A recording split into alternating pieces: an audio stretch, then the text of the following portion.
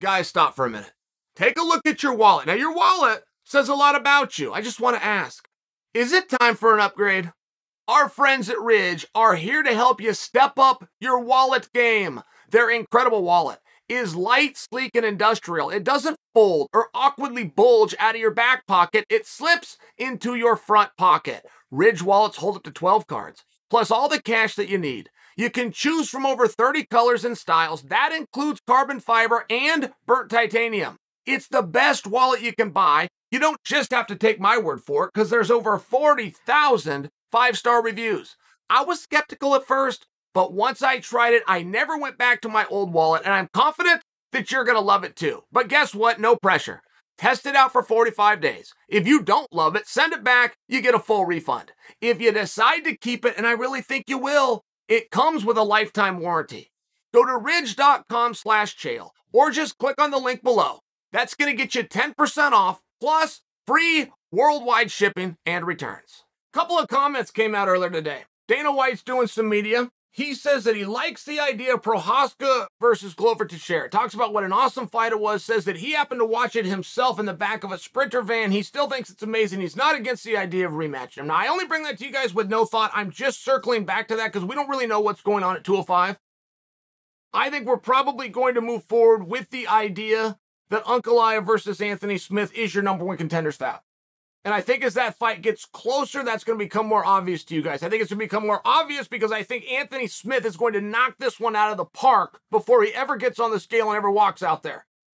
I think he single-handedly is going to make sure that that's ID'd and identified as your number one contender's bout. Hold that thought, move on, because Israel Adesanya did some media, and he was talking about Alex Pereira. Now, Alex Pereira, of course, crossed paths with Adesanya many years ago in a kickboxing match. Okay, I'm bringing that out for anybody that's been hiding under a rock. Pereira came out with the victory.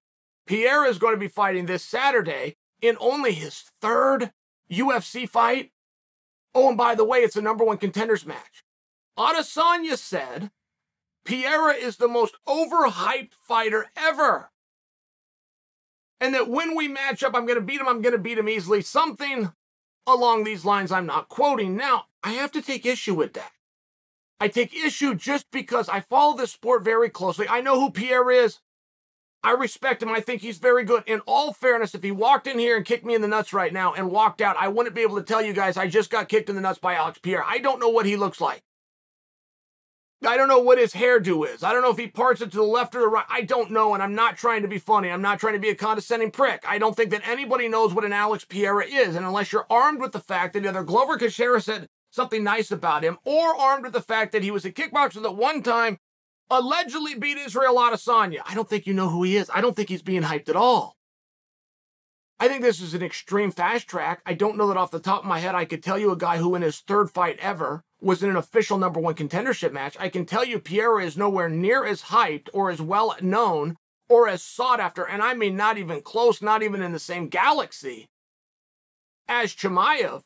And in Chimaev's third fight, we couldn't get him solidified as a number one contender's match. So I will tell you it's a little bit of a surprise. I don't push back on it. I don't say he's not the right guy.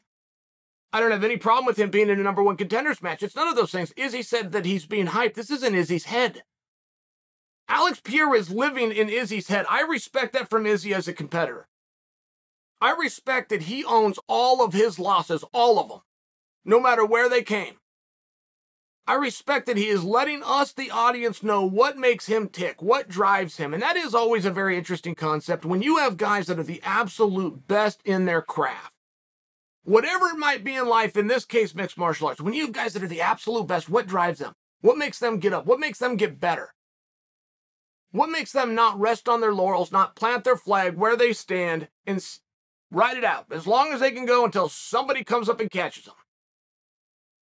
And so when Adesanya lets you know these kinds of things, I personally find it fascinating. When he lets you know how irritated he is, how prepared that he is, how dismissive, how angry, and how aware he is of Pereira, it lets you in on Izzy's mindset. But I would have to juxtapose that the other way and say, how come I don't ever hear Pereira talk about Adesanya? I don't even hear Pereira talking about the fact that he's a number one contender. I don't even hear Pereira talking about Sean Strickland. I don't hear Pereira talking about a goddamn thing. I'm not angry at Pereira about that. I'm sharing with you guys when Adesanya says that Pereira is the most overhyped fighter in the UFC. I don't think he's hyped at all. I don't know what the young man looks like. Are you guys with me? Have I proven my point? And you got to take the cards that you're dealt. Adesanya has done a fantastic job with that. Guys, if I was to tell you a year ago, if I was to tell you 2 years ago, if I was to tell you 5 years ago, that the day is going to come when Jared Cannonier is going to sit atop a card that's on pay-per-view, oh, and by the way, the arena is going to be sold out, you would not have believed me. You'd have said, no. That's not going to happen. Now, in all fairness, nobody has ever been able to sell out an arena with Jared Cannonier in the past. Adesanya found a way to do it. And if you go and look at Adesanya's interview, I just recited one of them for you. I just summarized it. But if you're to go and look at an Adesanya interview, he's not spending a lot of time on Jared Cannonier. You don't have to talk trash. And people that listen to Chael and think that Chael's message is that people got to go out and talk trash, never, not once, not in the least. Make your case, whatever it might be. And if you get dealt a bad hand, when you're doing your interview, say something interesting, even if it's absent this guy. Vince McMahon famously once said he could sell out Madison Square Garden to see a wrestler take on a mop if he had time to promote it correctly. So I watch these Adesanya interviews that are doing better than anybody else's interviews. He's more sought after. He's doing more. He's getting more headlines. Not because he's a champion, not because he's the main event, because he's interesting. And I have to search those interviews. I have to scour them over and over, one after the next, to find when he even references his opponent. I have to search for a time that Adesanya realizes he got dealt a dud hand. He realizes I'm not going to have a back and forth with this guy, so I'm going to go talk about something else interesting. I'm going to talk about other guys within the card. He's done far more interesting work talking about a potential matchup with Sean Strickland, or in this case, an overhypeness of Alex Pereira, who doesn't open his mouth. I'm not positive he's bilingual. I'm not trying to be funny. I don't know if he even speaks. I've never heard him do anything. Nothing, zero of interest.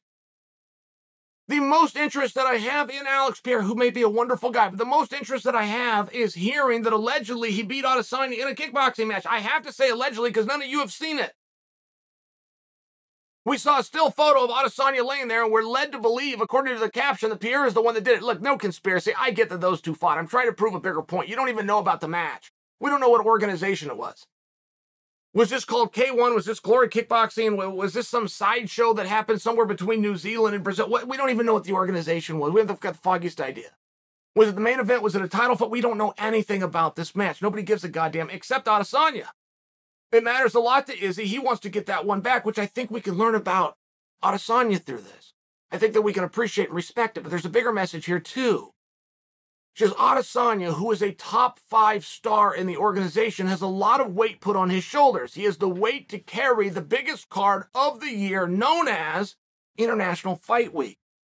And he got dealt an opponent as opposed to a partner.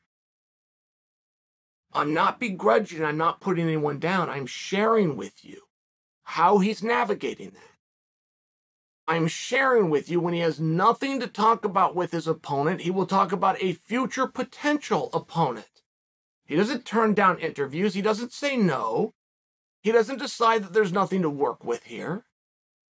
He finds a way to keep himself in the spotlight and remain interesting. It's a lesson for you all.